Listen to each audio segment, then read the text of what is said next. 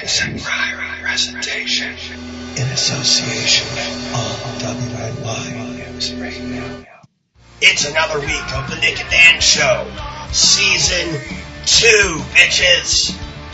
Starring your hosts, Nick and that lovable motherfucker, Dan. Not to mention myself, Carl Winslow. And featuring Think So Joe. Today's guest on this week's episode is local Niagara Falls punk rockers Station Wagon. Stay tuned. For some reason, you people wanted this shit to continue. Here's the Nick and Dan Show. Hey, drink another beer. Mind if I do? Ah, right, Nick's in the band now. Right. Sure is. Well, Dan, go fuck yourself. Okay. Right back at you, buddy. All right. I liked your set at in the garage with the two bikes. Right, you know, it was fun. Cool. It was fun. Like, I definitely do miss that aspect a little bit, but... I just really don't want to bring my bike up 3 flights of stairs to get in this Yeah, we definitely talked about it, but... Yeah. Mine wouldn't Jeff would ride it up. Yeah, all right. Oh. I'll take it down, too. Put a cardboard cutout of one. And it might be taken up and down all in one crack, too. We'll take 4 attempts, and I'll get both things done within 6 attempts. There you go. I like it. Jump the falls, are you? Oh, I need to Knievel some shit up. There we go. There's an Evil Knievel museum in Niagara Falls, not too. Yeah, there is. Way off the beaten track. It was like... Really? I'm driving out of town, and I see this Evil Knievel museum out of the corner of my eye, and it looks like some beat-up junk store, actually. Here's a baseball bat you almost pulled the manager with. So it's on Clifton Hill, the main drag? No, it's way out in the... Garrison? Way out on, like, what is that name of that road? Old Stone Road. Dominion Laurel or something. Stone. Oh, yeah. Way the fuck out there. Wow. I actually used to know that area. Yeah, I lived in Like off of Bridge Street, like whatever the main drag is off Bridge Street. Mm-hmm. If you make the right heading out of town, it's down there. Just before you get to the factories. The factory, that one factory. It's still operating, I think. It's not like ours. Yeah, right. It's really factory. We should take a day and All we've just got do is all the- the friggin' museums. All we've got is the, Yeah, The garbage burning incinerator. yeah, right. gotta have that. I don't know how they get away with that. Every morning, like all the ash from that stuff, I see them on my car in the morning. I say, how is this company getting away with it? The smell. Yeah, the smell. Oh. You know, I definitely notice it late, like when I'm coming home from band practice, I definitely notice it more predominantly than like they must up They production. do it at night so over no one there. sees it. Yeah. Yeah, somebody knows But them doing somebody. the same thing. Mm-hmm. The smoke Somebody knows returns somebody. black. There's no way you're gonna shut that shit down. Well, even coming out of Johnny's place on Fall Street, you know, it's the same thing. It's just like, oh, God. Mm-hmm. So it's on Fall Street. We're on Fall Street. Falls in 24. Of course, that's near. What's the name of that crazy bar? On Fall Oh, Street? you're thinking of not Marcel's. Yeah, Marcel's. Or, yeah, maybe that is Marcel's. Yeah, Marcel's, where you can still smoke. Oh, right. How come we I never always go forget, there? is it that one that's Marcel's, or is it the other one? It's either that one or the one that's like a couple of blocks up and around the corner. Waylon right around the Jennings' corner. son plays there like once a year. Yeah. We were playing a gig at Lock, Stock, and Barrel, and hardly anybody went to it. And Dee, the owner, was saying, well, you know, it was Marcel's was having their pig roast, a free pig roast. So everybody's there. Then we find out, like, we go back. I'm talking to her later. She says, yeah, everybody that went there got food poisoning because they didn't pick oh, Jesus Christ. It's like, well, I guess I would have just gone, like, you know, you should have come see us and listen to bad music rather than eat bad food. That was with the bad music. Yeah. No respect. He's a great writer. I don't know why he's always picking on himself. Great fucking writer, man. They're good. No, I mean bad. It's like bad. Oh, tough. Tough. Okay. Bad, man. It's real bad. Right. That kind of bad. Okay. Yup. I got you. We're bad's clearing your head. Real groovy. Who's bad? You are bad. Doom, doom, doom, doom. I can't do that. I used to always do that. Don't do that. I can grind my balls. That's all I can do. Yes. behind you. Well, there, Jeffrey. Do I want to grow up? A glove. Oh, no. I had a dream, though, that I had drumming gloves. Special drumming gloves the other Hulk night. hands, yeah. They were like, they're fingerless. They're fingerless drumming gloves. And they were knit Oven gloves. They were pretty fucking fat. Yeah. Mickey Mouse, the 3 fingers. Almost. I think they were like green. You know the fingerless gloves I have? They were kind of like that, and they were drumming gloves. That was all I had to do, drumming gloves. That was the dream. Zildjian makes those. Drumming gloves. What? Zildjian makes those. Yeah, I know they do. I didn't care for them. When's your birthday again? Oh, you don't celebrate. I don't have a birthday. That's right. Jehovah's Witnesses don't have birthdays. It doesn't matter to me, though. More people should have one. I've always been curious. Any reason for that, as far as why they Yeah. don't? Like, what? I've just always been curious. I never really. I know, it's puzzling. It's a celebration of oneself. Yeah, exactly. What's that? And you know what else? It's like more money. Celebration of yourself. It's more Okay. money to give to All the the guys. church if you're not buying your kids. Well, that doesn't happen with the witnesses, though. It really doesn't. But, you hit the nail on the head. Okay. It's bringing too much attention to yourself. And bad things happen in birthdays in the Bible, like John the Baptist got lopped off at Herod's birthday. So it's just like, we'll stay away from that. Right. A little bit flattered. I think it's nice, Hitler was born On my son's birthday. on his April birthday, 20th. too. That was a 420, bad Yeah, thing. April 20th. My son's birthday is like so many things. Weed was going. invented on 420. Super Troopers is open. Super I Troopers heard. Super's opening Yep. April 20th. I so heard. fucking weird, yeah. Taxes. It's a hell of a fucking date. When you got your Waco, all sorts of stuff. I mean, it just goes on I and on. forgot It goes about on Waco and being on that on date. and on Shit. and on. You have people, waiting to do fucked up shit on April 20th. Mm-hmm. And when Jake was first born, I used to say, like, oh, he's here, he's going to clean that date up, like, that's why he was born, Fuck Hitler, all that shit. So see, I'm like the reverse reason for Martin Luther King Day. I was born to fuck it up. Oh, really? Yep. Think you haven't messed it up. Yeah, It's still January nice. 15th, right? It's still It's nice. still nice. It's still So nice. you gotta watch You how you know, word yeah. that, man. Because it's like, oh, I was born the opposite. I'm extremely racist. Yeah. You gotta watch how you word that, man. You do, yeah. Yeah, I mean, I used to alright, love true. to make jokes about, like, as in putting yourself in the third person as being, like, a racist knucklehead, Mhm. And I used to love doing that, but now it's like, who do that? Yeah. Can't do it. People don't have the same sense of humor anymore. No. So they don't. Humor they can't has shriveled. take, right, Shriveled, like they can't yeah. take sarcasm. Like you guys know me, you obviously know I'm not. I'm Yeah. not racist. Perfectly put, yeah. Make I'm fun of me bad. all you like. Mm-hmm. Go ahead, I don't care. Right, a joke's a fucking joke. Yeah. That's how I look at it. People are too touching. Mm-hmm. What about that Aziz Ansari? I Chick's think talking he's about hysterical. Chick's talking about some bad date she had with him, where she was just trying to hold herself out, basically. Like, oh yeah, it's a famous person. Maybe I can get something out of this dude.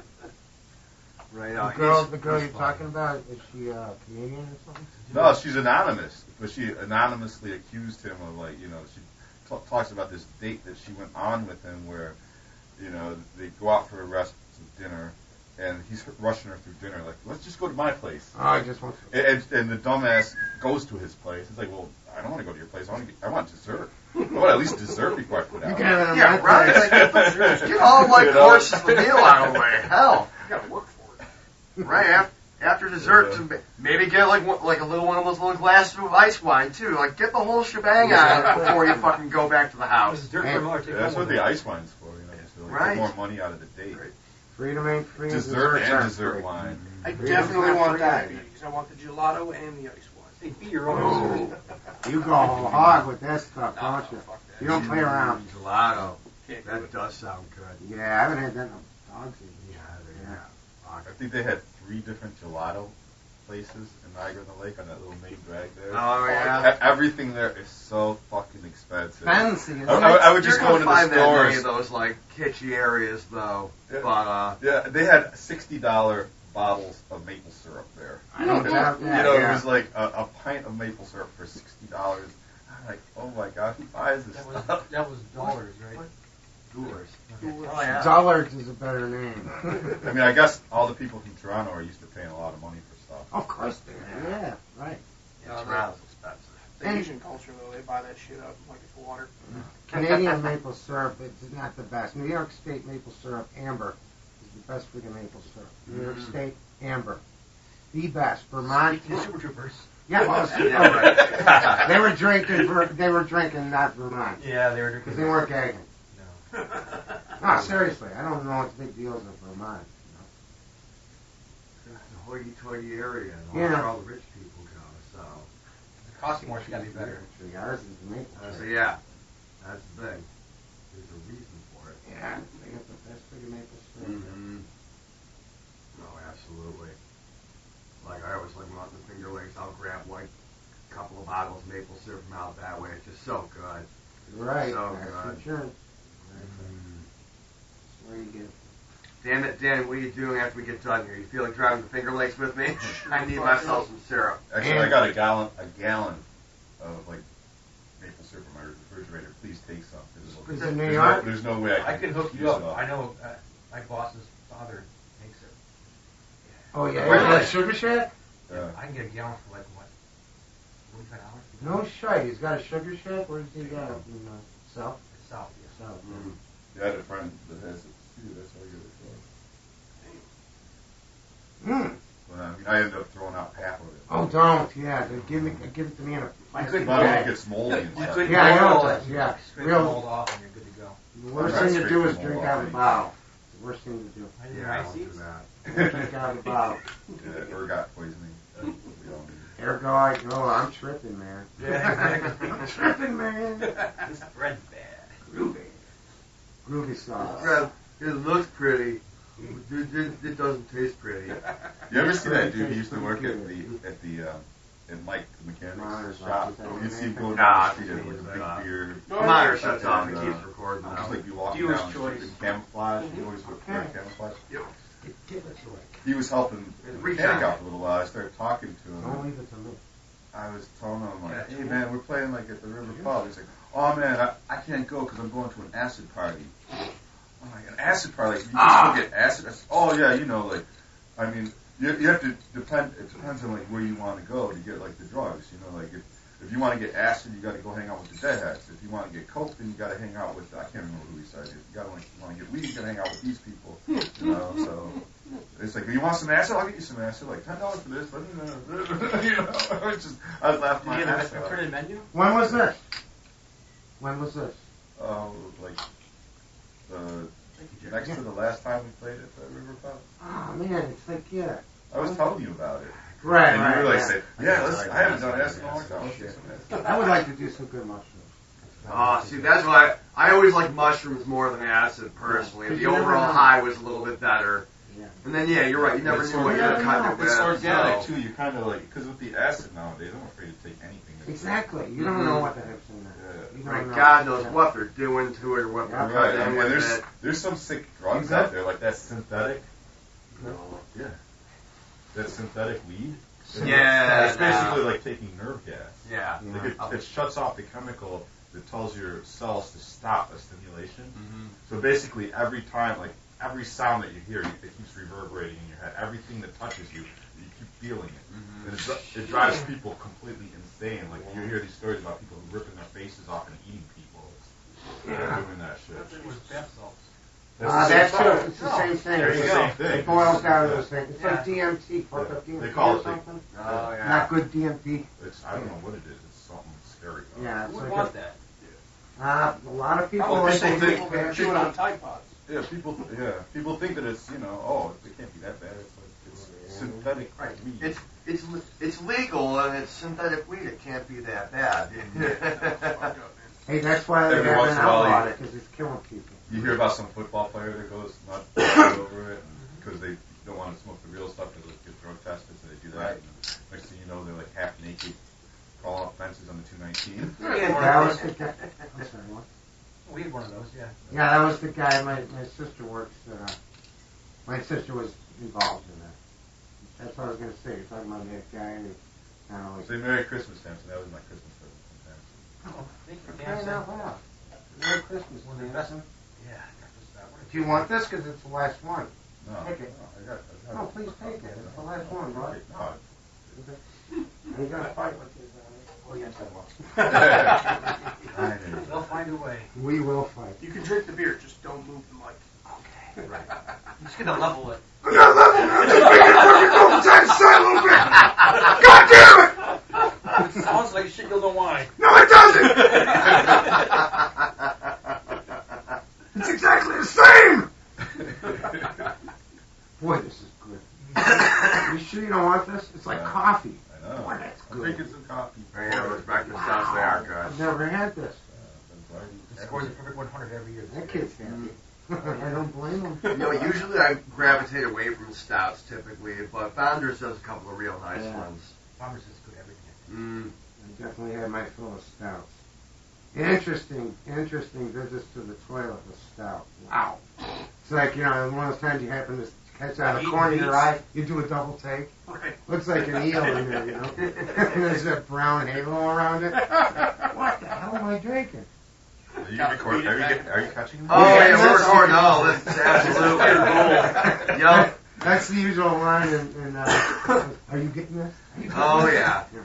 This is the gold part of everything. Every other Like, we did moment. the same thing. We had guys from Wave the Flag in here, 2 weeks ago? And we forgot these came. We hit record on that one. Didn't realize we were all standing around just, chatting, shooting the shit, talking about different, I think we were talking about like radio and stuff like that. And we just got like some gold conversations. Didn't realize we were recording when somebody said, "Oh God, we should have recorded this." I go over to the laptop to start up, like, "Oh fuck, we've been recording this the whole time. Perfect." There you go. If you gotta forget what you're doing. Right, but that's not because the whole premise of this season is going to be a 45-minute YouTube show airing on Tuesdays, and then Thursdays is going to be an hour and a half, like a radio show. So we'll need like extra material for that one. Which is where all this shit comes Yep. You have a certain percentage of music to give jibber jabber, or you just basically cut it down on what you got? No, I mean, honestly, usually I've got more than enough material. In all honesty, I mean, like last season I could probably do a whole other season of the extra material and stuff that I have just laying around between performances and interviews and just talking on like random tangents and everything. Now, have you thought about getting on that Lockport public access station? Foster You know what? and Heron Vice at the same Yeah, time. he had mentioned that, but that's something we haven't even looked into yet. Yeah, I mean, I'm sure you've got to have like a certain quality of video Right. to broadcast, so that it looks good, but... And now for some fucking commercials. Be sure to catch Station Wagon out live May 18th. That's a Friday night at Beaches, 248 Allen Street, Buffalo, New York. Start time 10 p.m. with Bindley Hardware Company, Jungle Steve, and Alberta. See Station Wagon live. Are you looking for your next amplifier? Are you trying to redefine your sound? Do you need that piece of equipment to complement your amazing guitar playing? Well, look no further. Bison Electronics has what you need. Look up Bison Electronics online. Handmade from the ground up in Buffalo, New York.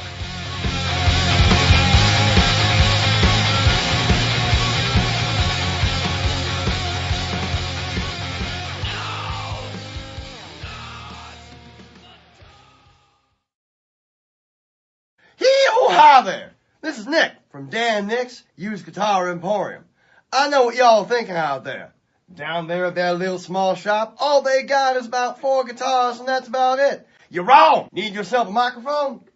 Think you're not fucking loud enough? You're right. You need to be louder so everybody can hear you. Grab this microphone right here. You can hold it like this, or if you want to be an asshole, like this. Need cables?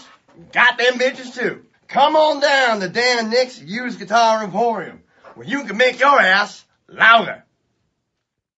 Be sure to follow Nick and Dan's weekly antics by catching them Thursdays on allwnyradio.com or Tuesdays catch the YouTube version on XM Priory.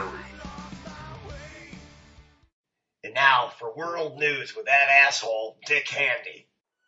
It's another week of world news from me, Dick Handy, with the Nick and Dan Show. Thanks for tuning in. So, what's been happening this past week? Again, I'm really not paying attention. I'm beginning to think that I'm a terrible reporter and that Nick and Dan may fire me.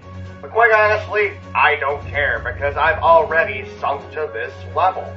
Take a look at yourself in the mirror today. If you think that you've hit rock bottom, you probably have. In fact, let's not talk about the world news. Let's talk about your life and how you're probably disappointing somebody right now. I know that I am. You might as well join in if you're not already. I'll tell you right now, setting the bar that low makes for a much easier life. Because then, they don't expect shit from you. This is Lack of the World News with Dick Handy. I don't know why Niagara Falls doesn't have an access. We used to. Yeah, but I think the only ones in Lockport. Maybe they share it. I think that's what it is. Yeah. But it's kind of bogus because Niagara Falls is. Well, because I know the Niagara Falls High School, the new one, used to have like a whole TV studio. Like that was part of. Well, in the radio station, the radio station used to be, it used to be at the Summit Mall. The old AM radio station was out at like the far end, away from opposite end from Sears, where like Santa used to be and everything down at the end there. I know the radio station used to be there. Then it was at the NAC. Now I don't know where the fuck it is anymore. It's still there, isn't it? I don't know. Because you can see it if you drive down Portage. There's a sign in one of the windows. Okay. I think there is still. See, one of these days I want to do band photos of the old fucking metal sign over there. I know. I would love to do photos it's all there. rusty and weeds have grown up around it. That's how I want it. Just leave it just like that. And in that corner on Hyde Park and Buffalo Avenue on the opposite side of the street, that's a cool place for a band picture because like you could like have everybody stand there. Right. Oh, wait, all they have like crazy round tank and all the right. weird industrial shapes behind it. And if you shot it with a telephoto lens, you like the people that you're shooting would be just as big as the factory. You know, like would all bring it all real close together. It would look fucking cool. There's a lot of cool places. There's all that weird rusted stuff that's on the East River too. On the side. Yeah. All that weird. That big crane. All that just just sitting there and just getting. Yeah. There's a lot of cool places around here to take photos. Like shit, the big dome looking out the window. Oh yeah, I mean like fuck. There's down right off of Main Street. There's this old church down there, and there was like a little back, like kind of like an alley, gully area, like in between it and the buildings on Main Street. That's just all overrun with vines and weeds and everything. We were looking for places to do photos. I stopped there, took a couple of quick pictures. I'm like, guys, we need to do photos here. Have you ever seen that? They came out really nice. Have you ever seen that crazy church that's painted like a rainbow? Oh, over on the other side of Main, heading into the inner city part. Yup. Yeah. It's an old Methodist place? No, it's this dude. He's like some like crazy religious dude. Right, it's like an offshoot religion. Oh, he's got his own thing going. Yeah, and he did it, it's like done in a folk art style. It's really cool, and like the inside of the church is all, he's been working on it for his whole life. It's like a piece of art work. Do they celebrate birthdays? Probably. I hope so. Yeah, it could be outside. Think like every 25th of December, think like Teddy Zound's place on High Park, but more organized. I'm not familiar, but okay. Is that you? You know Zounds. I know High Park. Teddy's place. If you're driving up High Park, Towards Lewiston. You're going towards Lewiston. You get past 31, up on the right hand. Yeah. Up on the right hand side, you go past 31 through the intersection, keeping on High Park. On the right hand side, you're gonna see this building. It's gonna stand out to you. Like I bet you I've seen it. Looks like the outside, the crazy old record store. Yeah. Okay, that I remember. Yeah, like there's telephone poles with records tacked on. Oh yeah, like there's busted mirrors on the outside, paintings. So it's a deja vu. They used to go to all the concerts. Go by, you go, I remember that. Yep. But, because, you used to sell tickets. I used to show up there, like, tell you, here's what I'm looking for. Because he didn't usually let people go into the building. You'd tell him what you were looking for. He'd be like, wait right here. And he'd go in, and, I mean, you could look in the door, and there's just walls and racks of vinyl, cassettes, 8-tracks, everything. And he'd come back out with whatever you were looking for. Or if he didn't have what you were looking for, he'd come back out with stuff that was simple, like, hey, I don't have that, but I've got this that I think you might be really into. Yeah. Exactly. Biological precursor to the internet. Teddy Sounds was the precursor to the internet, guys. There we He go. originally You heard was- it here first. He was the first Google. He originally had the used record store at the Fever Tree, which was the first head shop in Niagara Falls. It started off on East Wall Street in 1970. Really? Then it moved down to the north end of Ontario in Maine. Okay. Where Frank Miracle, high on angel dust, killed the other store clerk. Nice. Wow. Okay. And then the place closed down after that, and then Ted moved down to You should do Hyde Park tours. Boulevard. Right. So should you. You're pointing at him and we're the same way, guys. It's like hanging out with two encyclopedias here. Jesus Christ. It's terrifying. Yeah, but I mean, I remember going there. I bought like all kinds of cool vinyl when he had the store at the Fever Tree. You know, I learned anything that was like from Virgin Records. All right. It was good. You know, it was all this English, stuff that was the cool on the stuff. same line of Pink Floyd. You know, that was a label that Pink Floyd was on, and then they had all these other like alt acts like Chris Spedding and what was the other ones? It was just like Michael had not Michael. On Hedges. Virgin, you had the But Sex anyway. Pistols distributed it here. Yeah. I mean, that was a big one. Yeah. I always thought Yeah, they were that always- Virgin was cool. Yeah. Their planes, the fucking tail with the birds and all Yup. that was cool. You know? Yeah, Teddy had the collection though. 'Cause he used to do like concert tickets too back in the day, if I remember He right. never had a car. No. No, You you're always see saying crazy and bicycle. still you always see him walking up Hyde Park. Everyone's if I'm not like rushing someplace, I'll like, dude, you need a ride somewhere. Like, oh, if you just take me up to the corner of Hyde Park and Pine, I'm like, I can take you right to. No, it's okay, my brother. Because every sentence ends with my brother. Okay, No, my brother. It's all right, my brother. Don't worry about it. You know, This guy looked so cool too. He had like little soul tags. Yeah. And he was. You could tell he had done like way too much acid. Or, Right. But he was wrong, right? He hadn't done too much. He No. probably had. No, he was probably just like that. Yeah, there you go. Should have done more. Just a special for you. But that he was a cool because like if you gave him a lift God's own some, man. There you if go. you gave him Jack's if you Boy gave him a Times. lift somewhere, he'd remember you. Like the next time you stop the shop, he'd bust out the albums and be like, you know what, just give me $5. Great person to hang Yeah, with. and great like person to hang with. I remember one time I got, oh Christ, hang on, I got CCR, Bayou Country, Single? no, the album, Hendrix White Lightning, I forget which Bob Marley album, it was a live one, Catch a Fire. No, that's it. and then Doobie Brothers live for $7. Can't beat that. Just because I gave him a ride from frickin' 31 up to right up to where Nax is, over by Mr. B's over in there. Just gave him a ride right up to there. Just it was cold out. I'm like, she's fucking walking. Why pull over? He won't hurt a fucking fly. I never had to worry about like, oh, he might be in one of those moods. 'Cause, you know, there's those people out there where usually they're really cool, but every once in a while you catch them in that Sketch wrong. out, yeah. Yep. Yeah, and they go off. Teddy was never like that. I must say, he overcompensated for that ride. That's a good stack of Hey. vinyl you got there. Whatever, you know, he was always good like that. Mm. So, I like Teddy. I haven't stopped there in years, though. Although I think technically the business isn't really open anymore. He just, if you show up and hang out, he might sell you a record or two. But it's not really a record shop like it used to be. There was a guy in Buffalo. And it's funny because now it's like vinyl's gone crazy. Right. I was going to ask you guys you going to play anything on vinyl? We're planning on doing a real short run on vinyl, if nothing else for ourselves and the artist Yeah, you're doing that did the album cover.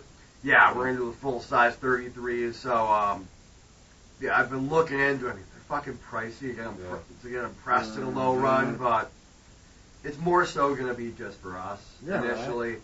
And then if things pick up, then we'll probably look into getting a little bit of a larger run done of them. But for right now, with the money we've got to put out, because I think I looked at it for 100 pressings. The cheapest I found was gracing around like $700-800. Oh. Yeah. It's like, ooh. Yeah, you better think about that. It's like, yeah, we ain't that popular yet. You better think about that. Yeah. Not that popular. You're doing souvenir homes. Right, yeah. That's the thing. So I've found places where you can do you can get 4, 5, 6 press. I mean, they're going to be around $40-50, but I'll do that. Though. Right, but I would love to just have something I did on vinyl. Oh, you gotta have Plus the artwork. That's why I always loved vinyl, because you really appreciate the album cover. No doubt, yeah. I mean, it was something tangible. I mean, CDs are all right, but still, it really shrinks that artwork down. I always like going through the record store, because God, that's how I got an Iron Maiden. I'm just looking through, and I saw the album work cover for Seventh Son of the Seventh Son. I just picked up what the fuck is this? I have to know whatever this music is. I have to listen to it because of this artwork. Oh yeah. That was some good. They had some good cover. I mean, God, yes, the cover art is what sometimes used to draw people to bands to make them check something different out. Yeah. Remember all the albums you bought that the cover art was fucking great, but the music was my God. Yeah, it's what a dip. Right. It was like that with band names too. You see a band with a really cool name. Yeah. Yep. It got to the point where that band's got a cool name, they can't name it. Yeah, exactly. Or the Vanilla Fudge is another band that I got into because of the album cover. It was just that plain white background with the chick on it. Oh yeah. And I'm like, ooh, this is kind of provocative. I gotta see what this is all about. Plus, Fudge, I love Fudge, so we're going in the right direction here. And Vanilla Fudge, whoever right. Vanilla Fudge. I mean, granted, it ended up being pretty much a cover album, but still, I didn't really care. It was cool. Yeah, it worked out, right? Do we need an 8-something-minute version of Eleanor Rigby? No, but we got it anyway. Got it anyhow. It's good to put in the bag, you know? Yeah, right. Mary loves green gloves. Mm-hmm. Well, Nick, should we introduce the band? We should introduce the band. We should. Everybody, welcome to another episode of the Nick and Dan Show. We have Station Wagon in the All WNY News and Radio headquarters with us. Yes, sir. Guys, how you doing today? You're doing great. Great. Let's go through and introduce yourself. We'll start with you, Nolan. All right, I'm Nolan Curtis. Play guitar and sing in the band. Started it out back in 2011 as a sensitive acoustic duo, and now I don't know what we are. We're a trio. We're a sensitive acoustic. Yeah, we're go with that. Sure. We got kicked out of every lounge in Niagara County, Erie County. Did you really? Now we're trying to get kicked out of all the rock and roll bars. And nobody will take us in. Coffee houses too. Up next. Mark Reichert. I play bass with these guys. Short and sweet. Yeah. That's it. I play bass with them. That's it. Right. Poor fucker. All right, finally, we're left. I'm Jeff. I play drums, sing backup vocals, and I'm very privileged to be a part of this trio. And he can count to 4. I can count to 4. That is a definite skill that you need in a drummer. We found out this skill of his earlier. It came to light. He counts to 4, and very well at that, as you said. Quickly. Yes. Quickly now, my boy. Are you looking for the beer bag? So we talking like a Ramones? 1, 2, 3, 4. Yeah, exactly. Okay. We need the beer bag down here. Just throw me down a can. Pass me a can, please. That's all you're getting. Because the bottles are gone. I drank the last year's birthday beer. Christmas. You're welcome. That was a Jesus beer. Jesus birthday beer. Jesus birthday beer. Exactly. You know what a birthday beer is. I don't. What's it like? What does Bertels, Precious? What does Bertels? And more commercials. Whoopee. What's up, fuckers? It's Dan from Dan and Nick's Used Guitar Emporium. Guess what we just got in? This motherfucker right here. You see this goddamn thing? This is what we like to call an extreme bass. Do you know why we call it an extreme bass? Because it's in the shape of a fucking X. It's so fucking metal. And obviously, I know metal. like Nickelback and Katy Perry. And for reference, that latest Katy Perry album was fucking bonkers. It'll melt your goddamn face from the inside like a firework. See this thing right here? The headstock is pointy. So when you're in your fucking metal bands, you can impale your enemies. You can put their fucking corpse heads right on the goddamn guitar and play on the fucking stage with their heads on the guitar. Now I know what you're thinking. Dan, that bass has only got 2 strings. And you're fucking right. Do you want to know why it's only got 2 strings? A, it's rare. B, are you a bass player? Do you want to take your Delta Death, sludgecore, sewer grind, new metal band to new heights? Do you want to take your guitars and your basses and drop them to Q quarter flat? This fucker will do it right here. Because if you're going that low, you need room between the strings to move. Otherwise, they're just going to slap together and sound like shit. It'll be from Korn. So, come on down to Dan and Nick's Used Guitar Emporium where we have this rare 2-string bass. Could be yours. And it's fucking extreme. Are you looking for your next amplifier? Are you trying to redefine your sound? Do you need that piece of equipment to complement your amazing guitar playing? Well, look no further. Bison Electronics has what you need. Look up Bison Electronics online. Handmade from the ground up in Buffalo, New York.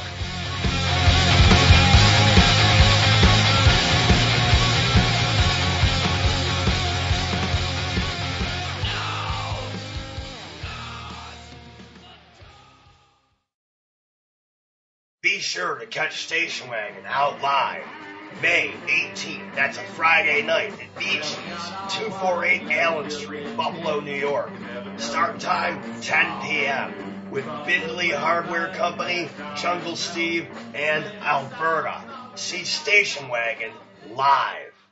Is the banana in your pocket losing its appeal? Not quite as firm and ripe as it once was? Afraid your lady's about to split?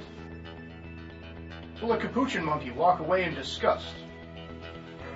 Is it about time to consider making nut bread with your mushy fruit? Fear not, it's Bob Paul Nana's potassium supplement.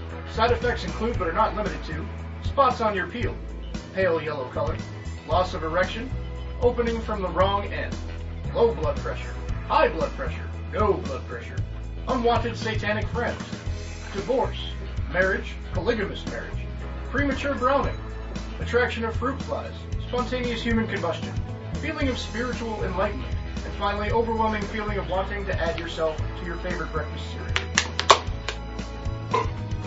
Bob Paul's potassium supplement. Good for you.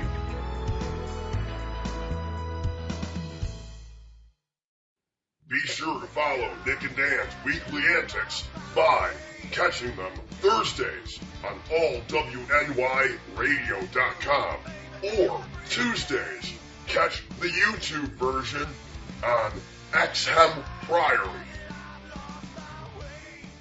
Guys, welcome to the show. Tell us a little bit of background about you guys. Like, did it all start with Station Wagon? Was there stuff going on before then? Walk us through the process here. Yeah, well, I mean, with me, it started out with, what did it start out with? Like, I always played music and stuff, and then I took a vacation from it, tried to be an adult, and that didn't work out too well, so it's like, well, let me go back to playing music.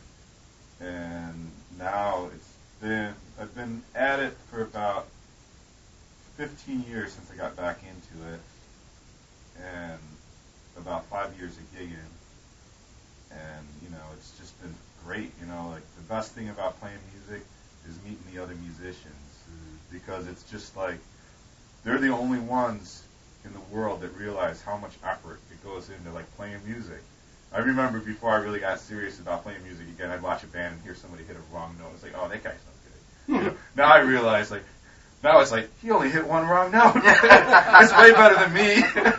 I usually hit about 10 during every solo. Yep. So, and everybody's super cool, you know, it's just like, yeah, you like music? I like music. It's like being a kid again. Like when you're at the playground, you'd be throwing a ball around. It's like, you know, you like, I mean, I'm going to date myself now. It's like, you like Reggie Jackson? I like Reggie Jackson, you know?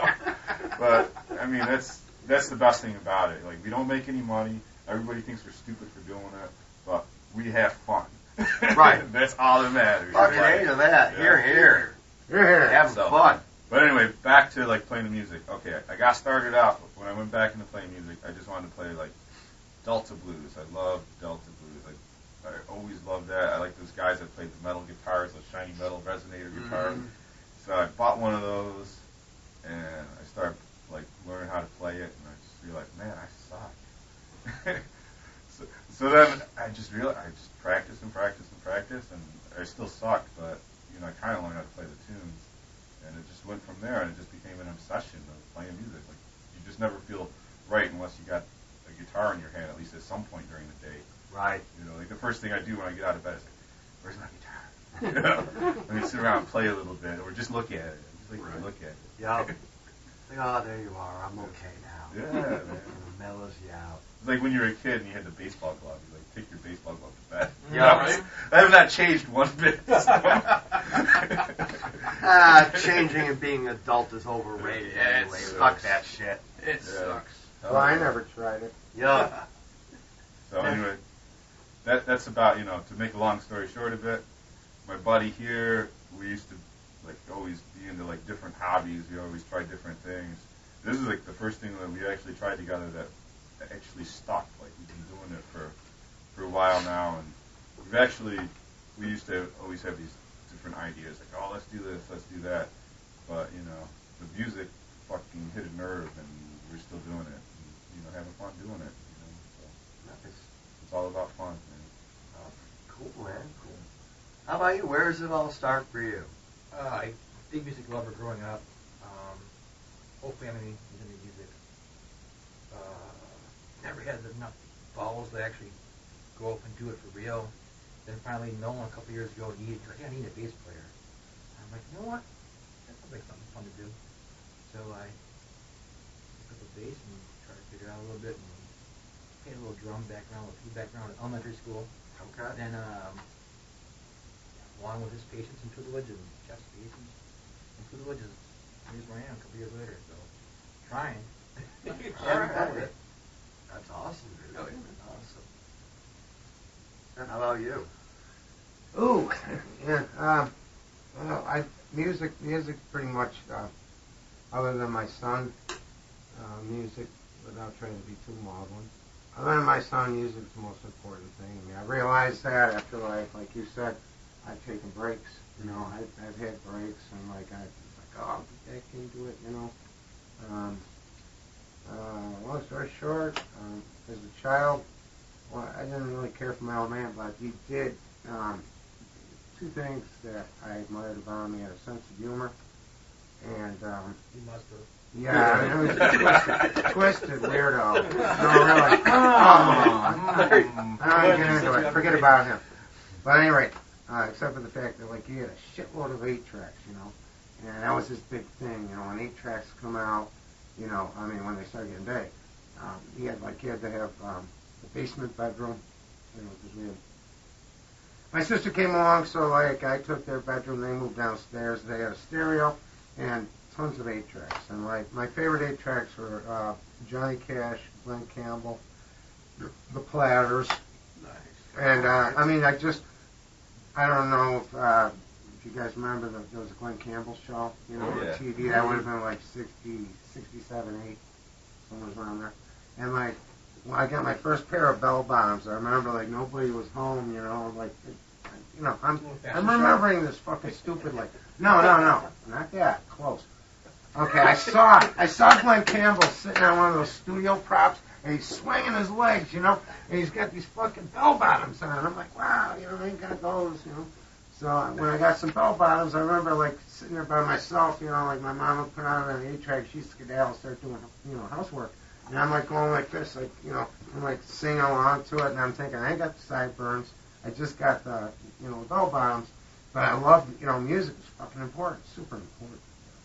I hear my mother's voice in the background, The Great Pretender. Oh, yes, I'm the great Jeff. I always thought it was her going, Jeff, and that's a trumpet. I didn't know this until much later. But no, I mean, like, I was really, music was very, very freaking important. Loved sports, loved hockey. But like, I got really stuck on music. good friend of mine, Eric Haggard, incredible guitarist. I was fortunate enough to be friends with him. We were like the freaks, you know, people throw shit at us, literally, on the way to and from school. And I was a Jehovah's Witness, and he just looked weird, you know. So we got together to start playing, and I really, really liked it. I moved to New York for about 10 years or so. I got to meet some really people I never thought I'd meet, you know, and like, you know, kind of get into like, you know, see how things are done, you know. And so that kind of kept me going with it. But like you said, I took breaks, and I had freaking horrible drug problems for the longest time. Gotten over that, and just, you know, there was this one thing, like when I go to group, you know, it's like, you know, if you keep working hard enough, you know, something will come back to you. And I'm like, yeah, something's going to come back to me, right? Well, this knucklehead calls me up from out of the blue. I'm at my sister's house. I'm fucking homeless, right? My cell phone rings, and I'm like, I don't know who this is. And Alicia goes, don't do that. You know, because like she's getting sick of me, you know. She's like, please, somebody call him. Yeah, somebody fucking call this guy, right? So she goes, don't do that. And that was a big. I mean, you know, where I'm at now. Long story short, that was a big. You know, everybody has like tiny little moments that you normally wouldn't pay attention to. You know, that was a big friggin' moment. And it was him calling me. This was 2 years ago. He was calling me about doing the Lou Reed tribute. And I was sick as a dog. I mean, I was so freaking sick. I was just like sick at heart, sick at soul. Mm-hmm. Like this, you know, sweating like pig. It was awful. And I went and, you know, we went down to, you know, friends of his place in Kenmore. Just, we practiced. All in one day we practiced. Loaded up. Whatever we had to load up. I didn't have nothing. You argued a lot too. What's that? No, it's just argued a lot. Learned 3 songs in 2 hours and played it that night. Yeah, right. That's right. What had happened is I had this band together, supposedly, like, and we were supposed to do. It was every year. Dave Gutierrez from Irving Claus puts this tribute together for Lou Reed's birthday. Yeah, March 20th. Yeah. Who's like the unsung hero of American rock and roll. I mean, almost everything in American rock and roll comes out of, has to go through Lou Reed or is referenced through Lou Reed in some weird way. And so we do this birthday tribute. So it was the first year I was doing it, and the guys that I was doing it with, there were 2 friends. One was a guitar player, Scott Nestler. You probably know Scott Nestler. And then his buddy is a drummer. And his buddy came down with a toothache that the infection went into his arm. No shit. So he calls me up that day, the day that we're supposed to, like, we're going to get together and like, do a quick practice and then go do the show. And he says, hey, man, I'm so sorry. I can't do it. My arm, it's like I got this toothache. I'm like, well, dude, go to the doctor, go to the emergency room. That stuff might kill you. Like, forget about it. So then I called up a buddy of mine, because I didn't even know Jeff at the time. I called up a buddy of mine and said, hey, man, that played drums. You want to play? And it's like, no, I can't do it, but I know just the guy for you. And this dude is psychic. It's hilarious. John Simon. He's somebody I've known ever since I was 18. Fucking cool guy. He's like, I know just the guy. Call him Jeff. Jeff Schaefer. He's the man for you. and sure enough, I called Jeff. He's like, yeah, sure, I can do it. So I pick him up from his house. He's like, hey, man. In my like little, my sister's. Yeah, my little Ford Focus. Mm-hmm. We drive out to Kenmore to Billy Logal's brother-in-law, who is actually a Buffalo cop. There's a Buffalo cop car in the driveway. I'm like, hey, what are we doing here? Yeah, I was still coming off years of opiates. Yeah, it's an intervention, buddy. Yeah, right. We meet up with Billy Logal and Jay Stevens. Jay Stevens lived in the Falls. He had Kenmore Music, amazing guitar player. He should have stayed here. He ended up playing with us. He should have stayed here, Stevens. Yeah, right. And so we do this practice, like it's literally an hour, maybe 2 hours before we're supposed to go on and play. So we go down the basement. We're running through these 4 songs. Everybody's arguing about like how the song's supposed to be. It's like, if you've ever met Billy Logal, he's the most like argumentative. Thinks a bit of himself. Yeah, just I mean, like everything is just like He looks like Alex Baldwin. Alex Baldwin. Yeah, He he acts does. just fucking like him. Yep. Yeah, it does remind me of Alex Baldwin. It's pretty. So Very he's Baldwin-ish. arguing. So he's arguing with Jay, who Jay knows like more about music in his like little finger than Billy knows in his whole body. He's arguing with him, and I finally like, shut the fuck up, Billy. Like, let's just play these fucking songs. You can imagine me, right? You know, I'm sick. I'm so He's sick. just sitting there drinking beer. It's I like thought, yeah, there's I'm like a like case one of after the Pabst other. Blue Ribbon. Yeah. There was a He's just 32, thinking, there was a what the 32 fuck pack. did I get myself into? We got to go play. No, in it was 15 just like minutes. I was happy. Yeah. I was there was 2 drums. So literally. then we jet down to Nietzsche's. And get there like maybe 15 minutes before we're supposed to go out. We get out and play these songs, and you know, it all went okay. Yeah, it did. Yeah. And then maybe like 6 months later, we already had a drummer in the station wagon band at the time. And I straightened up by then. And then like about 6 months later, we got together with Jeff because the other guy, he was too busy with his. He was like the other guy that played drums with us. He's one of those dudes that he loved to go to concerts. Mm-hmm. He would like at the drop of a hat go to Cleveland to see some band, or you know, and he had like a room full of records. And I finally told him, man, like you gotta decide whether you want to be in a band or go watch bands. Right. And You want to go watch? Yeah, so I was like, so we've been together ever since then, since October of a year ago. Yeah. All right. And boy, what a year! And he's a great. Jeff is a great person to be in a band with because he just loves to practice. Like it's any time. I mean, if we haven't practiced for a day, he's like, okay, when are we going to practice next? No, I know. Well, I did for a while. You're right. Yeah. We went 11 days without practicing playing. Yeah, that was nothing. So I mean, it's good. I mean, that's draw. Because I mean, that's. I mean, believe it or not, you know, I mean, you guys know it. The key to having music that sounds natural and real is when you just play it a lot. Yeah, gotta work at it. Oh yeah, it's definitely work. I mean, it definitely helps when you're writing it with people that you actually enjoy being around, you meld well with, you got the same kind of ethic and drive, but a big part of it is fucking practice your goddamn songs. Exactly. Know your fucking music. You don't have to be in love. Just do it, you know, that's all there is to it. Right? In fact, I know we were talking about this with our producer even, who recorded our album. We were talking about, yeah, you want to have a good show and everything and a little bit of showmanship, but show up knowing your goddamn music and your songs. You should know your stuff before you get on stage. Yeah, that's the showmanship. Yeah, because you could do all the flashy stuff in the world up on stage. You could be up there in a freaking skirt. It was a great light show, though. Right. Right. Yeah, great light show. The leg show. Pyrotechnics. Right, man, those lights were freaking amazing, man. Yeah, if you don't know your fucking music, then it's all for naught. No doubt. But you guys put on a hell of a show. I remember the first time I saw you guys. I had a blast. I was like, this is what rock and roll is all about. Fucking, this band is having way too much fun. Yeah. I was just like this the whole time, like. That's the key. Like sat in the background and played the cool drummer. I'm too old to dance. I'm just too old to dance. I love dancing.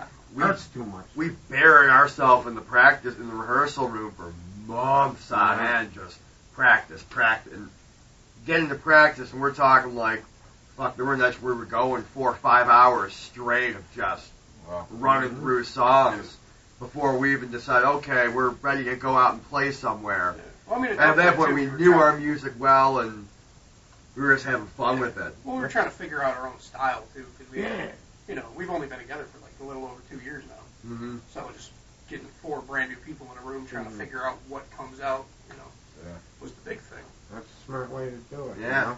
I like your style because it's like a lot of bands, they just sound like the same song over and over and over again. That's not us. You guys have like a neat, a cool thing going on where it sounds like you. It doesn't sound like, oh yeah, this is like Nebraska death metal or I mean, everybody's so into genres of music like that. Boring. You're supposed to use a 7-string guitar when you play that. Yeah, exactly. Well, we were just talking about with a drop D tuning. Yeah. Like, what's wrong with you? How come? I mean, that's how we're thinking it. We were just talking about that because we went in the studio 3 separate times with 3 separate tracks to record, and 9 tracks total. Not one of them sound the same, but they sound. Not even same. you've got stuff that sounds like old school punk. You got stuff that somebody equated to Metallica's Kill 'Em All. We've got classic rock. It's all over. But it's fun that way. I don't like one genre that's boring. There's no fun there. Then people already know what to expect next. Yep. Yeah, I like keep people on their toes. Like, fuck, I wonder what they're gonna pull out of their asses in the next song. Yeah, the only problem with that is it's hard to get people to give you respect when you do that. Because we've got the same problem, and I know like we always run into these people that are like super like music critics or whatever, and they can't classify you, and it blows their mind. Yeah, they don't like that. That's the thing. They can't pigeonhole. Well, I've had people that like, yo, so what genre, if you had to pick one genre of what you were, I tell them, we're fucking rock. That's impossible. Well, are you pop rock? Are you all, we're fucking rock. There's there are fucking guitars playing. What more do you want me to tell you? Right? Yeah, and everything goes in like groups of 4. Yeah, exactly. It's like people just can't get What's it that. too far? What's it too far? People just can't fucking wrap their heads around, like, what do you mean just rock? That's exactly what I mean. We're rock. Right. We're not rap. We're not fucking or digital music. We're rock. There's guitars. There's vocals. There's fucking instruments. What more do you want me to tell you about this? Yeah, so listen here, boy. This is one of Carl's purple fuzzy friends. We're just gonna call me Minion number 1. And today, I'm here to teach you about the fucking bear. Bears are very dangerous creatures. You should not approach them whatsoever. Now, yes, they may look fuzzy and adorable. I completely understand. I mean, I look that way too. But guess what? I'm not gonna bite your fucking head off, boy. But you know what? I guess you have to be a pretty badass motherfucking animal to be lined up with such other apex predators. I mean, you guys may have seen that movie, you know, the one where that girl gets sucked up in a tornado and then slammed in the middle of nowhere with some crazy-ass flying monkeys and a green chick is trying to get her ass. I mean, fuck. But they were all about lions, tigers, and bears. Obviously, they would not have put those 3 together unless they were all of equal danger. Now, just to give you another example, a bear's alternative name is a dangerfloof. That's right, dangerfloof. Now, if you thought that you were only in danger if you are on the ground, you're fucking wrong, boy. Now, let me tell you something. I found out bears can climb shit. And not even just the tiny ones either. The big-ass motherfuckers. The full-grown ones that are gonna eat you if they see you nearby. Now, you should also be aware that there are many other types of bears out there. There's this thing called a koala bear. Now, I'm not really sure if a koala is actually a bear or not. I don't care. It's in a tree. See? Just like the bear. So obviously, it qualifies. Ha ha ha ha. But beyond that, there's also the polar bear. Now, they live where it is fucking cold. And they also are all white. Well, actually, they're more of like a urine yellow. But that's neither here nor there. After that, we've also got the brown bear. Now, I know what some of you may be thinking. He's waving at us. He can't be all that bad. I mean, he looks adorable, but again, we revisited earlier. I look adorable too, but I will cut a motherfucker if you try and jip me. Speaking of which, Carl, I know you're listening. You owe me $5 fucking still. Now, anyway, beyond that, if you listen to Dwight Schrute, we have the most dangerous bear, the black bear. Black bears can fuck some shit up. But let's not forget, they have much larger cousin, the grizzly bear. Now, the grizzly bear is terrifying. Look at those fucking teeth. He's gonna eat your ass. Now, not the fun type of eat your ass, but never mind. You know what I fucking meant. Anyway, moving on. Their cousin to the far east is the panda bear. Now, the panda bear They're pretty adorable. There aren't a lot of them out there, but they've got the little black patches and the ears and the logo for WWF, you know, the fake one, not the real one with the pro wrestling and the dudes in the Speedos. But anyway, I'm getting off track here. There's also some other cool things about these guys. One, they love fish. So as long as they're not a fish, you're fine. Also, something else, they are adorable little toys.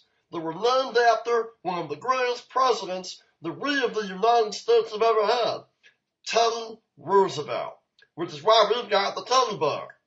Whoa, hang on a second. Well, Carl, there you are. What the fuck are you teaching these people? God damn it. Teddy Roosevelt was a fucking douchebag, and let me tell you why. For all you people that are watching, I have a quick disclaimer. What we're about to show you is some serious fucked up shit. So let me tell you about Teddy Roosevelt, the 150th president of the United States. I'm not really sure what number he is off the top of my head. I don't fucking care. Let me tell you a little bit about this bastard. Teddy Roosevelt rang in the fucking last century as our president. Now, first off, the guy had one sweet mustache. I gotta give him that. Also, he's well known for his sayings about breaking up any type of monopoly, such as carry a big stick. Well, Teddy, I'm sure you always carry a big stick.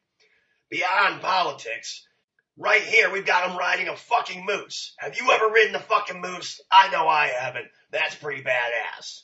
But also, unpopular truth, Teddy also liked to shoot shit. All the time, actually. Like this elephant.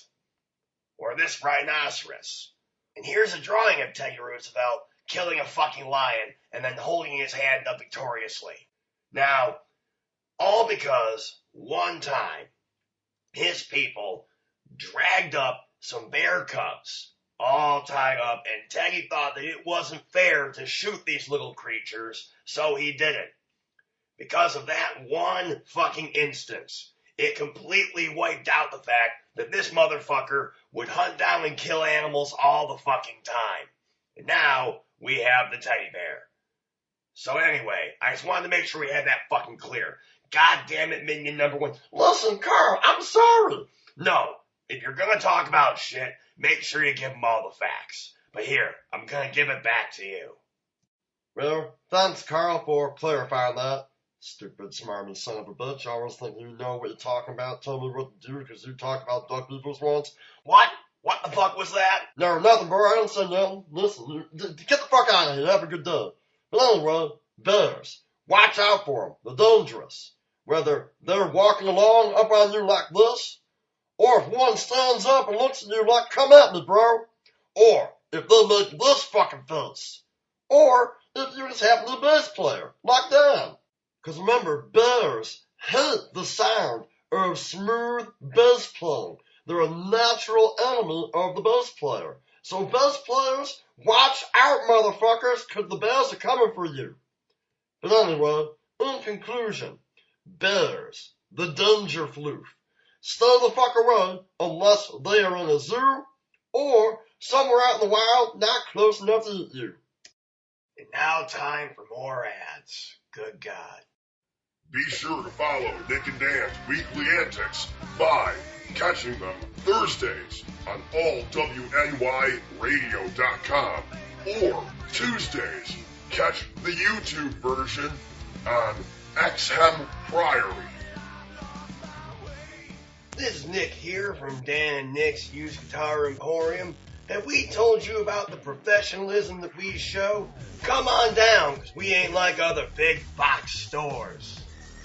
Do you feel like wanking around at the store for hours and maybe buying a pack of strings? Go right ahead, because unlike the big box stores, we don't fucking give a shit. We also serve beer at Dan and Nick's Used Emporium. We care about our customers. And the mention we know our shit. It goes to 12. Stan's dog and shoot out a little bit. It's got a little bit. We treat everybody professionally. You obviously don't play rock and roll. Hang on, let's try this out. And only the best musicians. You know, I thought that something was out. Let's try that again. You can try it out. You can even try out the guitars. But if you want to, you gotta wait in line because we only have one amplifier. Everybody, I'm sorry. We just sold the last one. But gear is selling quick. So come down to Dan and Nick's Used Guitar Emporium, where we'll hook you up. Are you looking for your next amplifier? Are you trying to redefine your sound? Do you need that piece of equipment to complement your amazing guitar playing? Well, look no further. Bison Electronics has what you need. Look up Bison Electronics online. Handmade from the ground up in Buffalo, New York.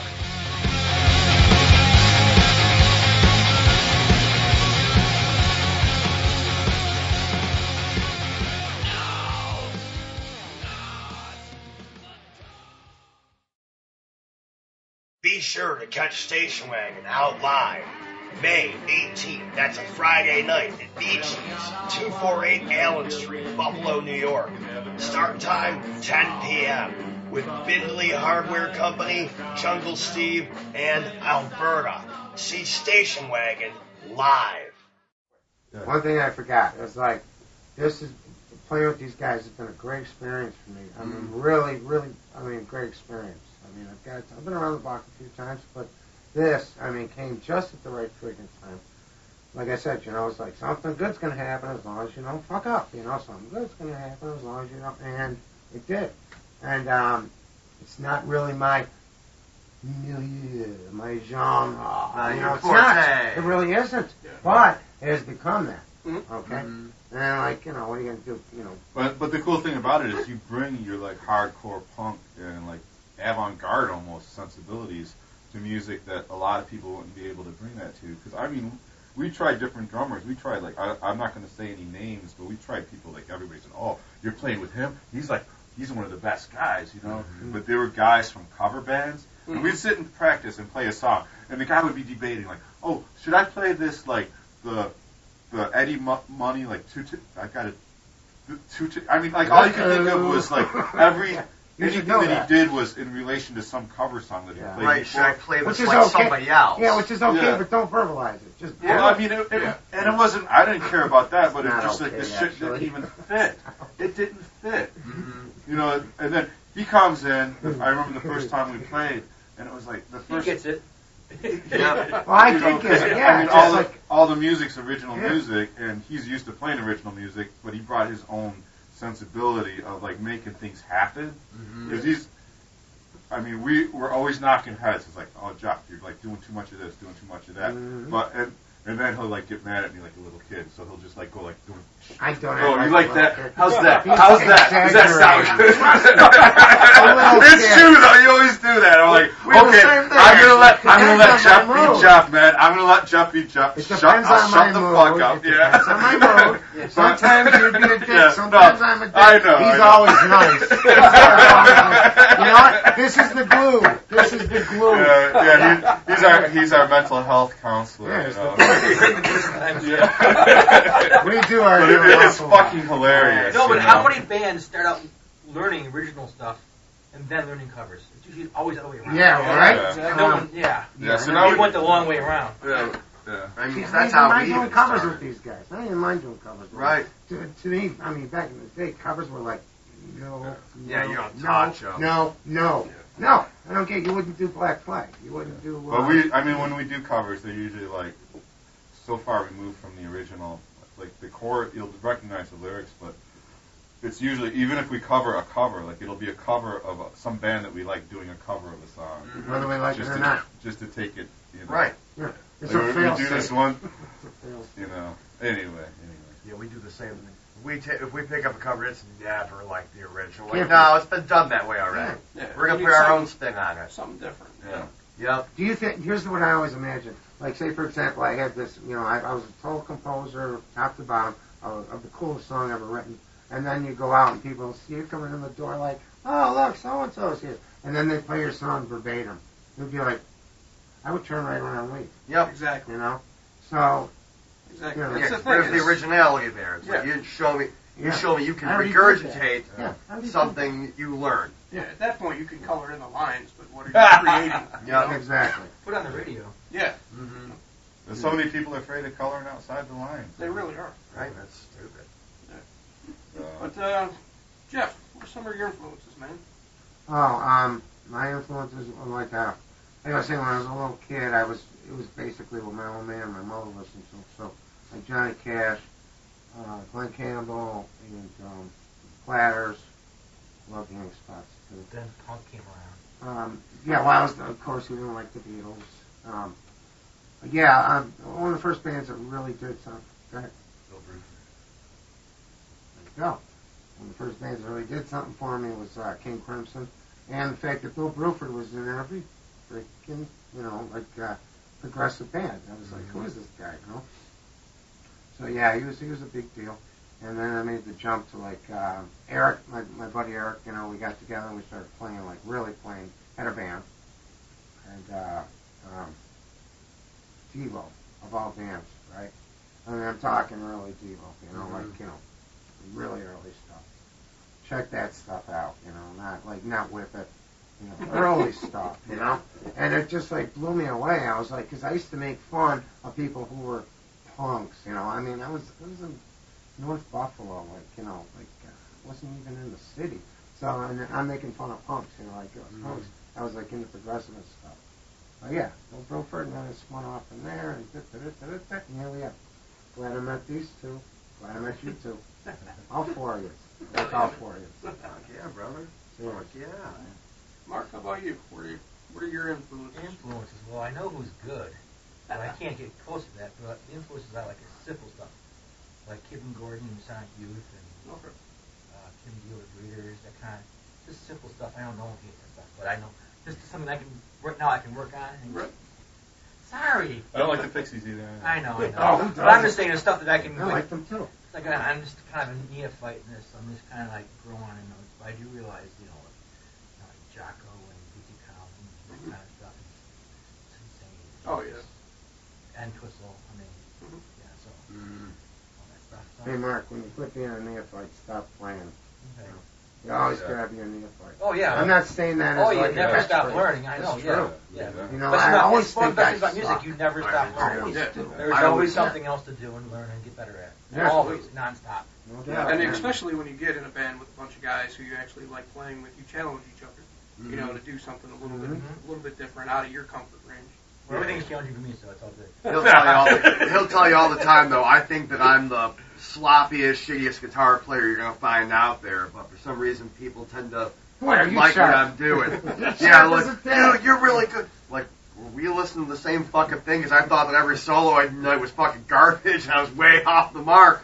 But, I don't know, for some reason people tend to dig it. Maybe it's just the way I present it, but I have no fucking clue what I'm doing half the time. I'm making this shit up as I go. You must Exactly. be good if you can do that, though. You gotta run scared. You gotta run scared. Yeah, but it just pushed me Because like, all not right, too I many gotta people learn. can do that. Not too many people can just go up there and say, okay, it's time for a solo, and then they just play a solo. I say, what did you just play? I don't know. I don't know. No, just recreate that. No, You know, in fact, that's called playing from the heart. Yeah. You know? our producers are like, all right, can we double that? I'm like, no, we can't double that. No, we cannot. No, if that's the solo, you're going to do what you can with it, because Right.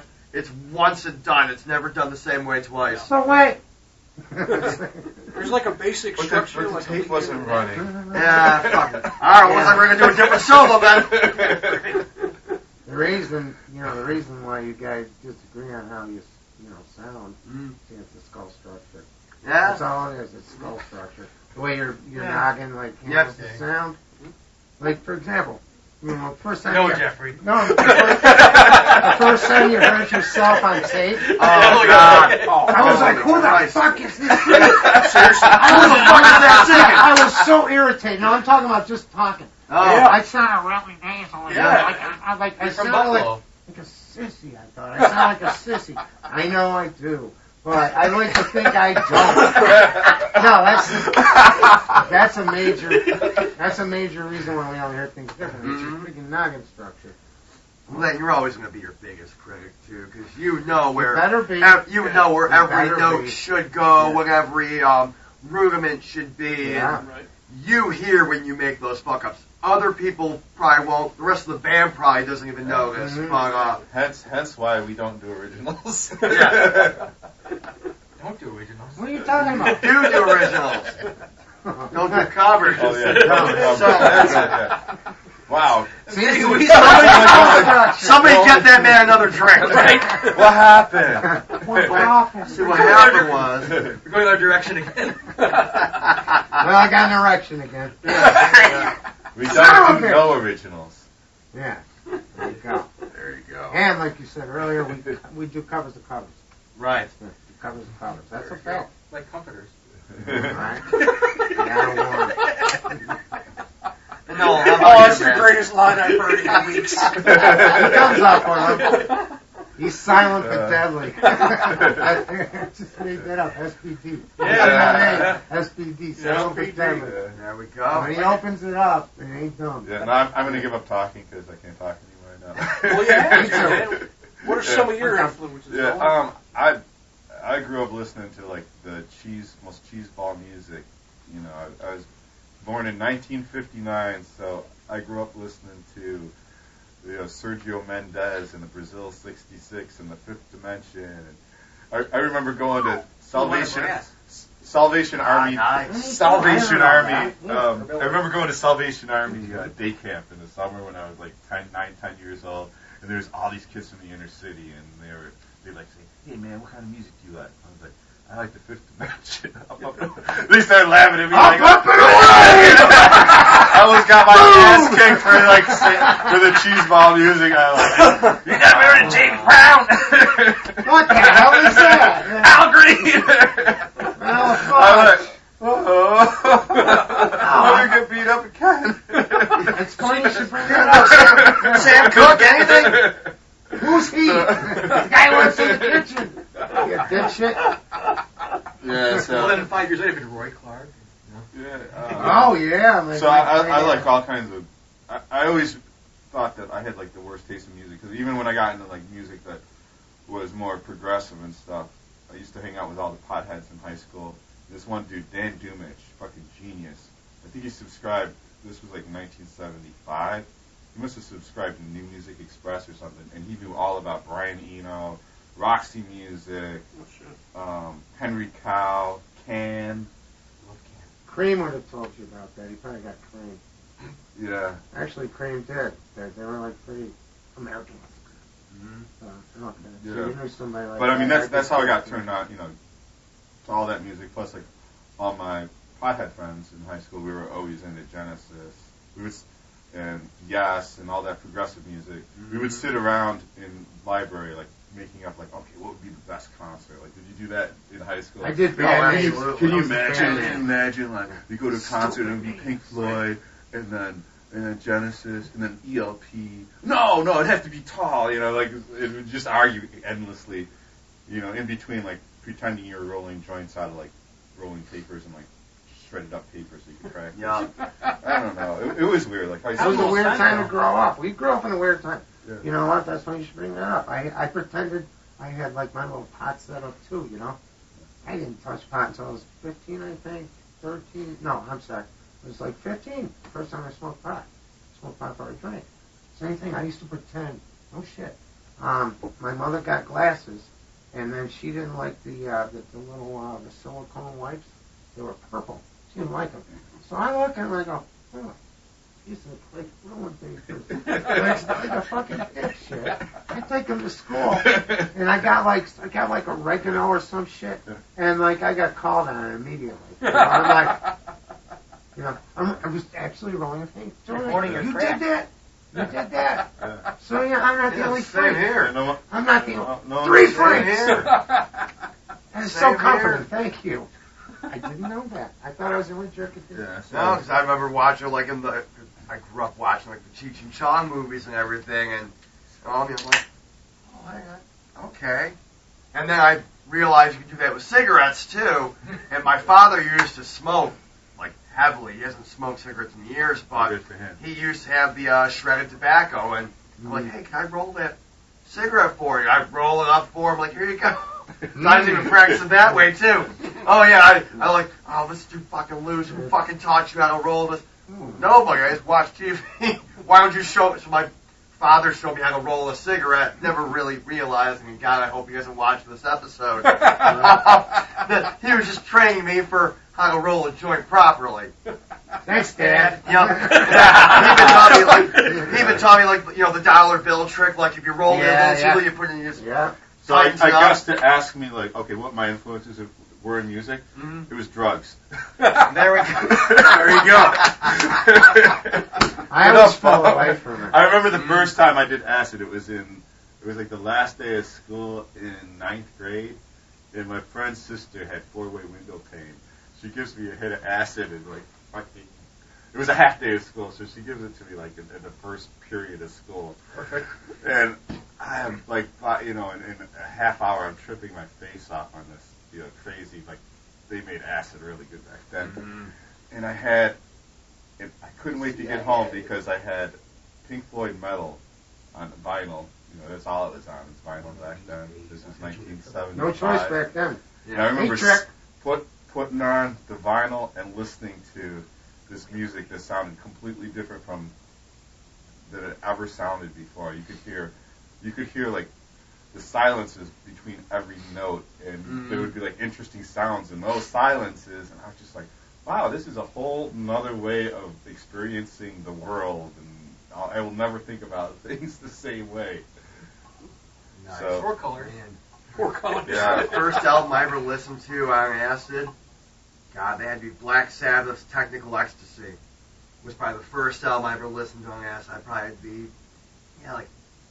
maybe like 10th grade for me, for that one. I just remember taking like a couple of hits and just sitting there, throwing on that record, and just my face melting away. Yeah. By yourself? Yeah. I was hanging out in my bedroom by myself. See, I didn't mind it, but I had to be in like the right, just like with any psychedelic. You gotta be going with the right mood in general. I was just looking to zone out and relax. So that's exactly what I got.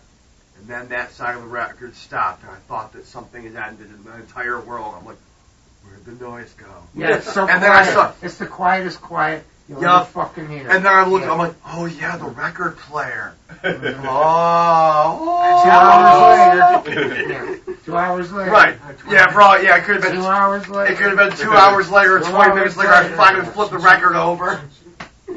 That quiet though. Yep. It's incredible. It's soul cleansing. It's so quiet. Like, what have you been up to? Yeah, I haven't done hallucinogens in, I don't know, probably 20 years. That should It's been be a a while. show. Quite a while for you. Right. 93. It's like, I would love to do some. I mean, I've Yep, done yep, them all. Did peyote buttons, mushrooms, acid, angel dust, of course, which was like, I would never recommend that to anyone. Yeah, no, that was a rough experience. Usually that was like by accident. Yeah, I got dosed with it in a joint. Yeah, I was walking upside down, and I forget. Yeah. I went just like this, and I'm walking, and my head's down here, and I can still feel the pavement. I was like, Yeah. please make this stop. Yeah. It's terrifying. I know. I remember one time I woke up like the next day after doing it and looking in the mirror, and I didn't even recognize myself. I was about it. Oh my god. You know, but, No, that stuff's horrible. That's Go one get I- some. That's definitely Yeah, one that I- won't be able to get that. I guarantee you. Hey, by the way, I'll talk to you in a minute. Yeah, that's one Earphones that's on one it. I never got into either. I'm like, I don't get what the big deal is with this. Why Could would have taken anybody? James Brown. Yeah, like why would Yeah, anybody he want went off this? the rails. Ooh, yeah, so. horrifying.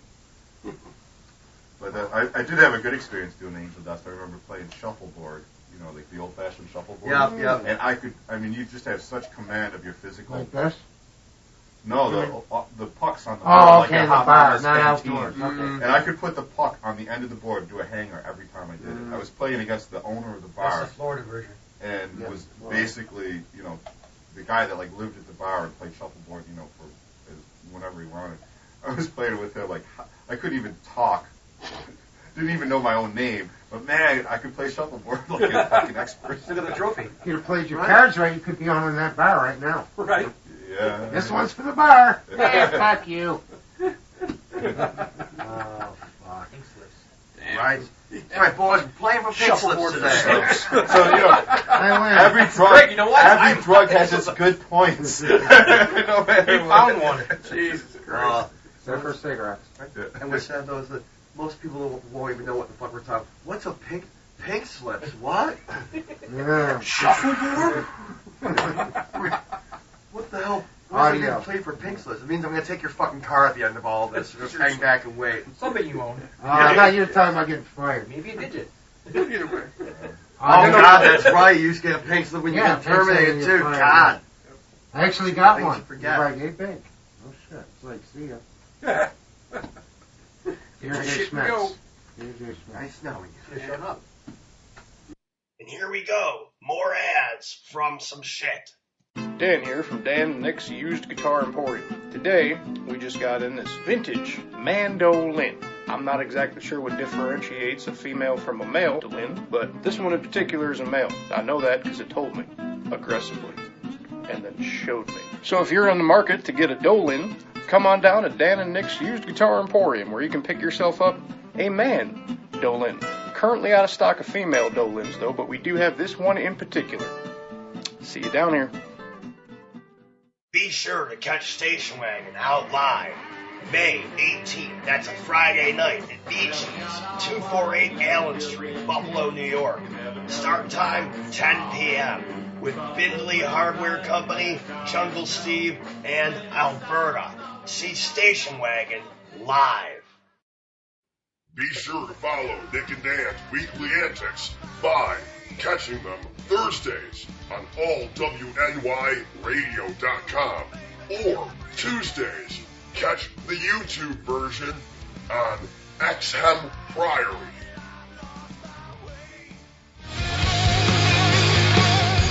Are you looking for your next amplifier? Are you trying to redefine your sound? Do you need that piece of equipment to complement your amazing guitar playing? Well, look no further. Bison Electronics has what you need. Look up Bison Electronics online. Handmade from the ground up in Buffalo, New York.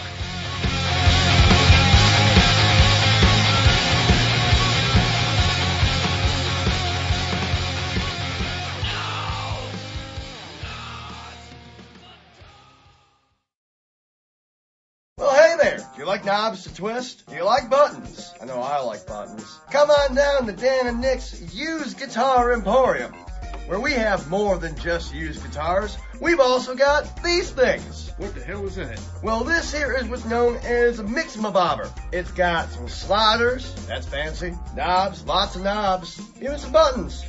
You can push them. They do things.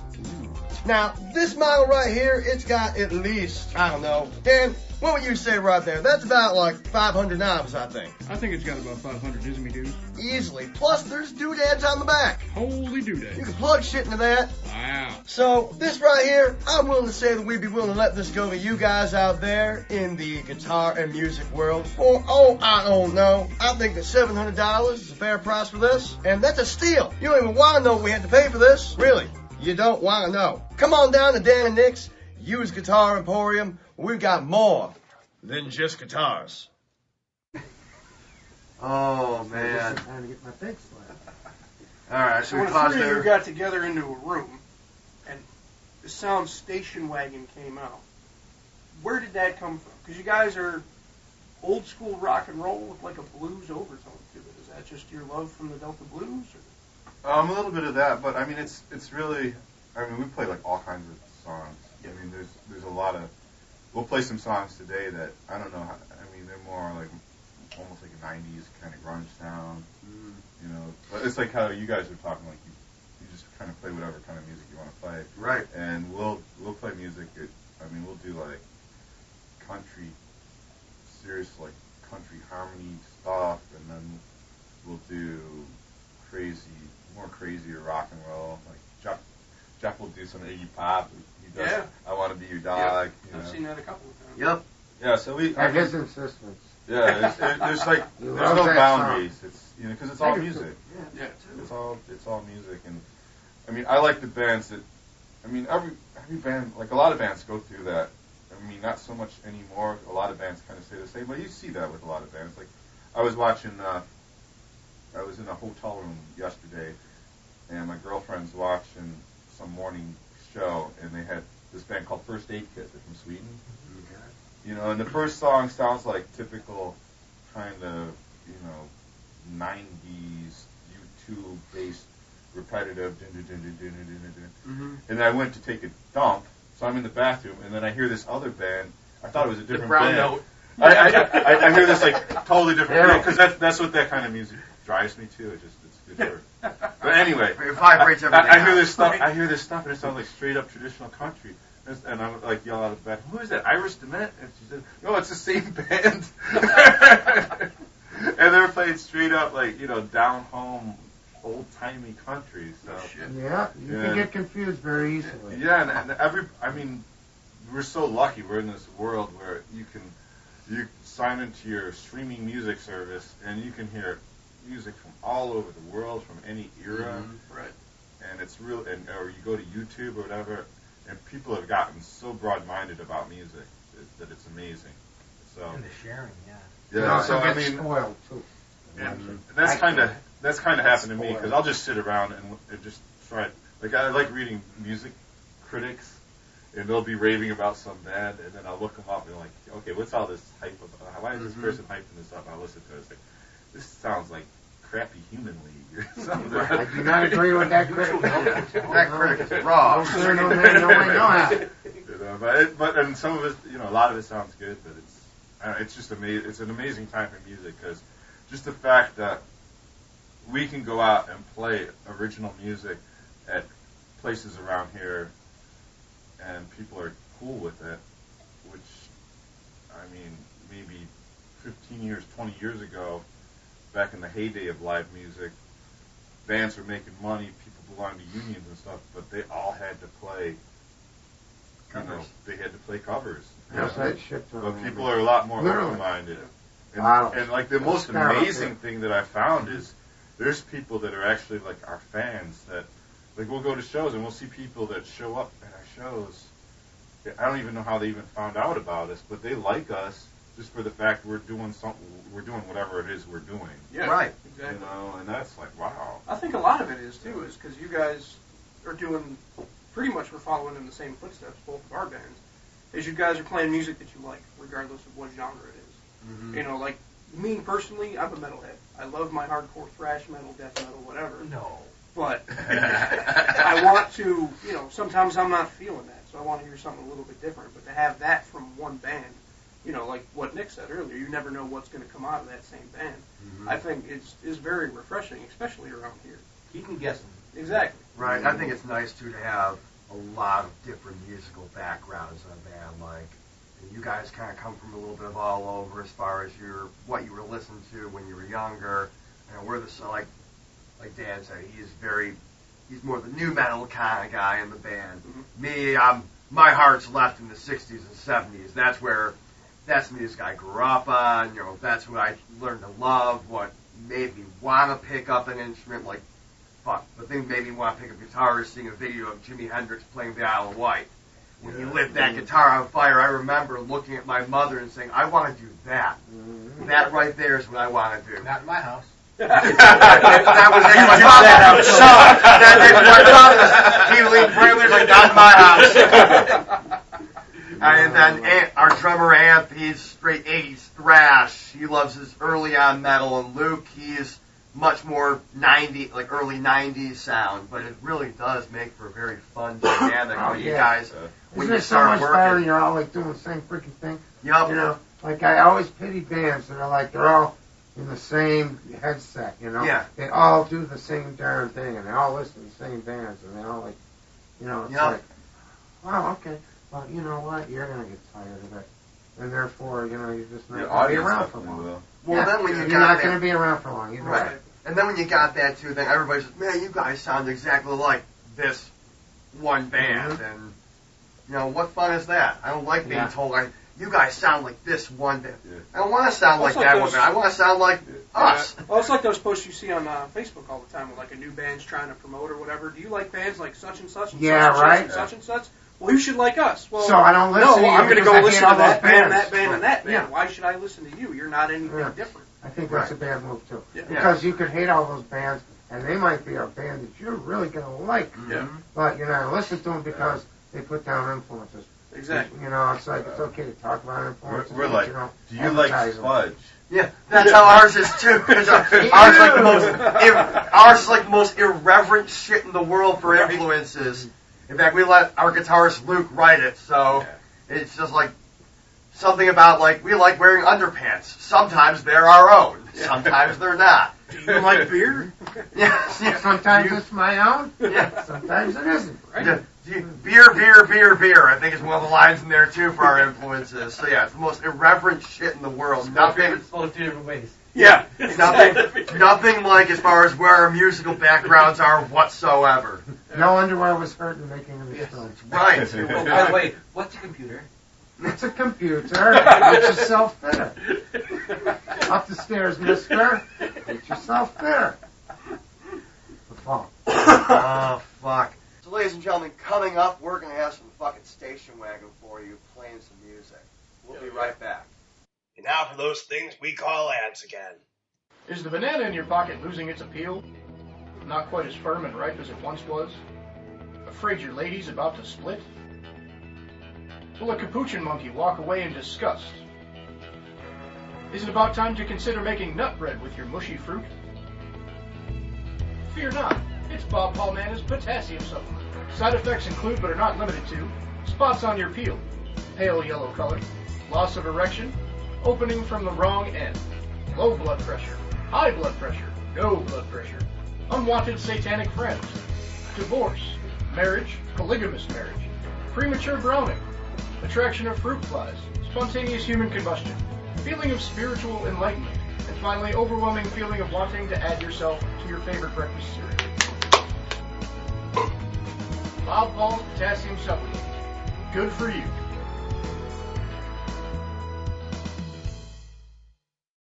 Be sure to follow Nick and Dan's weekly antics by catching them Thursdays on allwnyradio.com or Tuesdays, catch the YouTube version on Exhem Priory. Be sure to catch Station Wagon out live May 18th. That's a Friday night at Beaches, 248 Allen Street, Buffalo, New York. Start time 10 p.m. with Bindley Hardware Company, Jungle Steve, and Alberta. See Station Wagon live. Are you looking for your next amplifier? Are you trying to redefine your sound? Do you need that piece of equipment to complement your amazing guitar playing? Well, look no further. Bison Electronics has what you need. Look up Bison Electronics online. Handmade from the ground up in Buffalo, New York.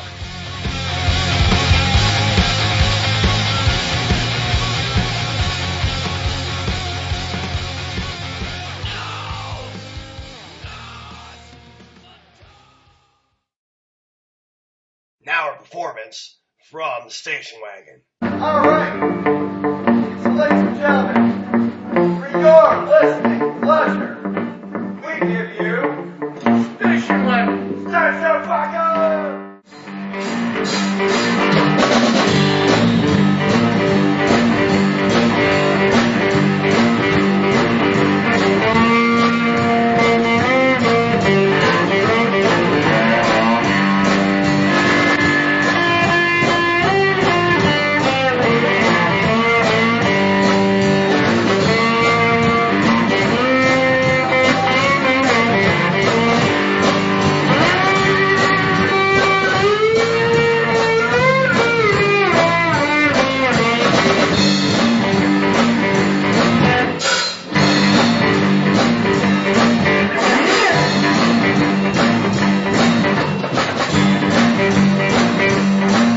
Well, I grew up with no two-man songs.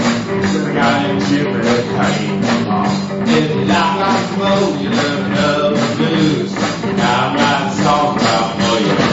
Try to take a ride. Say she whining.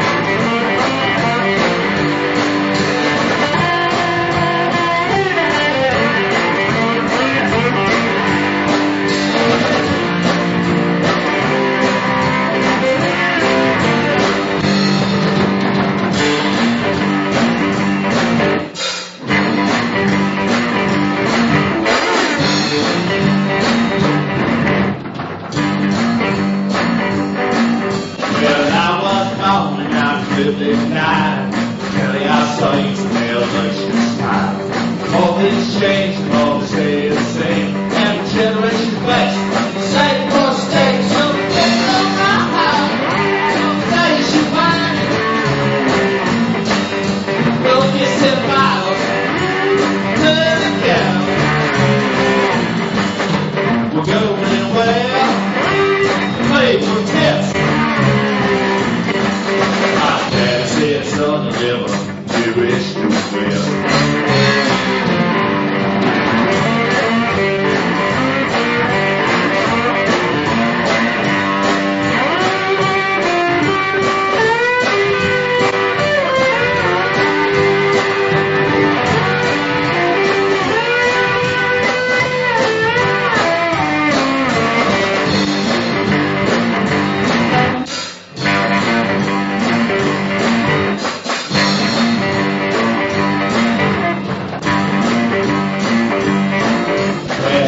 Crazy things that I've seen and done.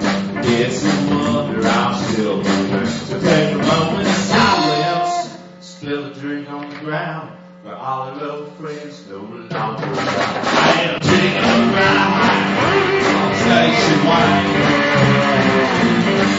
Now we just didn't knock up again. Going well, made for tips. My dad said, son, you never get rich till quick.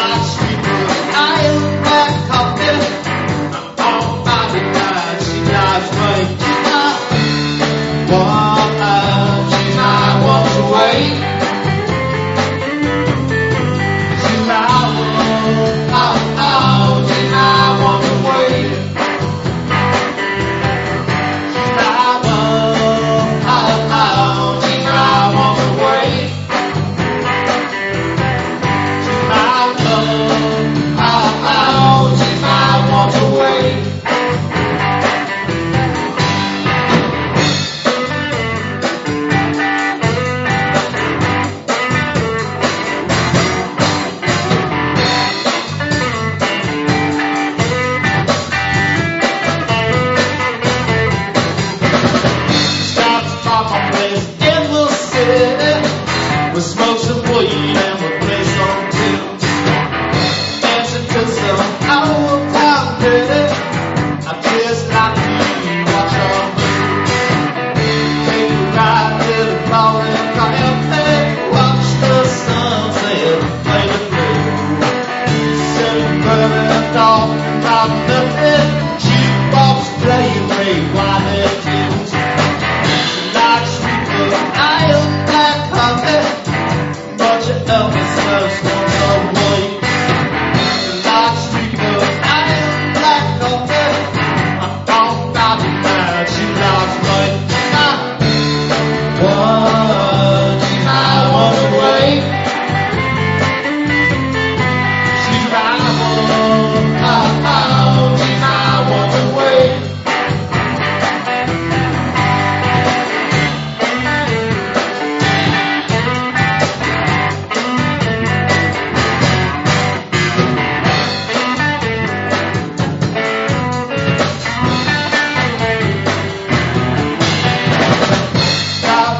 Think I'm crazy. All the sodium dust for ride and play. My funk is up and over. She's always got a way on my brain. Gotta set a proper example. I never care, thinking she's wild. About Wednesday, I'm feeling lonely, but my girl nothing makes it all worthwhile.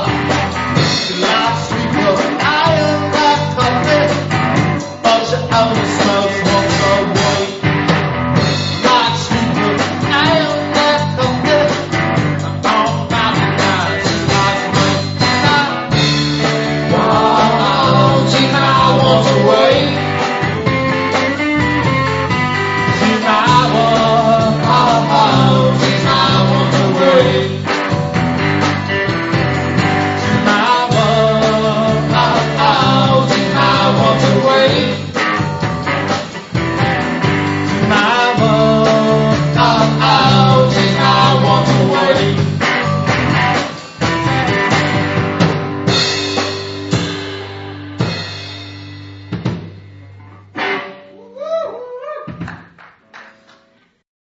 And that's all from the Nick and Dan Show for this week. Be sure to tune in on the YouTube channel at XM Priory for Tuesday Antics, plus the full extended version every Thursday on allwnyradio.com.